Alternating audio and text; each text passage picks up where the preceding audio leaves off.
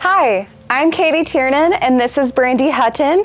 We're both part of the Towards Zero Waste team at Sustainable Connections. Thank you for volunteering at this year's SeaFeast with the Green Team. Together, we can help educate the community and divert waste from the landfill at SeaFeast. So come on and let's talk trash. We will have 3 bins available for the public to sort their waste into at SeaFeast. First up is Food Plus composting, recycling, and landfill. This is the Food Plus bin, also known as compost in our community. The majority of the material created at SeaFeast should be compostable material. Both SeaFeast and the City of Bellingham require that all food be served on compostable material, similar to as you see in this sign. I find that cups, utensils, and portion cups can be some of the trickiest items to figure out if they're compostable. If it's a clear, cold cup, it's going to have a number 7 in the chasing arrows and the letters PLA.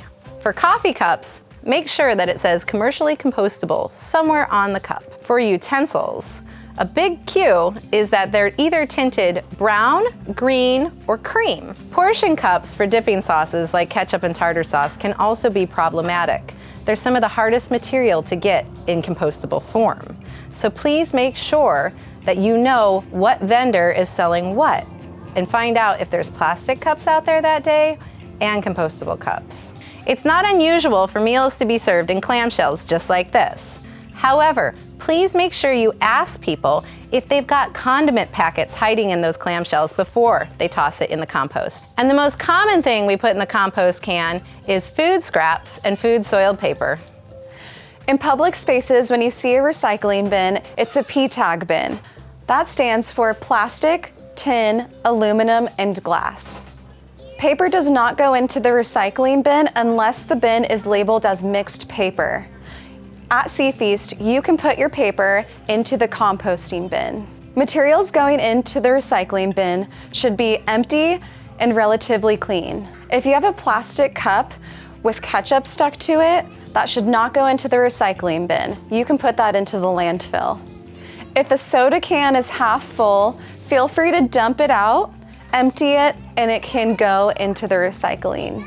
Clean aluminum foil can go into the recycling bin. However, if it has food stuck to it, it can go into the landfill. If you have a hot coffee cup like this one, the lid is recyclable if it doesn't say compostable and is made of plastic. It can go into the recycling bin. Most coffee cups have a plastic lining on the inside of the cup, and that makes it head to the landfill. The landfill is a bin for items such as plastic utensils, styrofoam to-go-ware, potato chip bags, ketchup packets, and other plastic items. Pro tip, if you have an item that's 2 or more dissimilar materials fused together, like paper and foil, it's no longer recyclable. This is common in hot dog wrappers at events. At SeaFeast, you're going to be standing next to the waste stations to help guests sort their waste. I know this can be a bit awkward at first, but I find generally most people really appreciate the help. You're going to find 3 different kinds of guests throughout the day. The first person is going to walk up to the waste cans, know exactly what they're doing, and sort their waste correctly. Feel free to give them a smile and say thank you. Your next guest is going to walk up to the cans and pause. This is a great moment for you to step in and ask them if they need help and help provide education on sorting waste.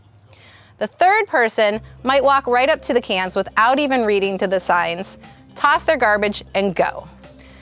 That's why we're going to provide you with these slick garbage pickers so you can correct their oops without calling attention to it.